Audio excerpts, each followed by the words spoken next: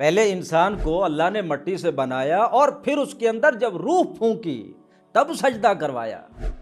مٹی سے بنے ہوئے انسان کو سجدہ نہیں کروایا۔ انسان اشرف المخلوقات بنا اس روح کی وجہ سے، اس روح ربانی کی وجہ سے، لیکن ابلیس نے انسان کی اس حیثیت کو تسلیم کرنے سے انکار کر دیا کہ انسان کے اندر کوئی اعلیٰ تر چیز موجود ہے۔ ابلیس نے تسلیم نہیں کیا۔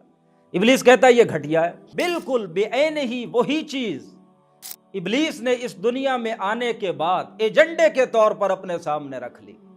قرآن میں واضح ہے کہ اس نے کہا تھا اے اللہ میں اس پر حملہ کروں گا ہر طرف سے، اور تو دیکھے گا یہ میری بات مانے گا تیری نہیں مانے۔ ابلیس نے اپنی پلاننگ کے تحت اب انسان کو یہ بھلا دیا ہے کہ اس کے اندر کوئی روح بھی موجود ہے۔ آج انسان خود اس بات کو تسلیم کر چکا کہ میں نرا محض ایک جانور ہوں، مٹی سے بنا ہوا ہوں، میرے اندر کوئی اور اعلیٰ تر حقیقت موجود نہیں ہے۔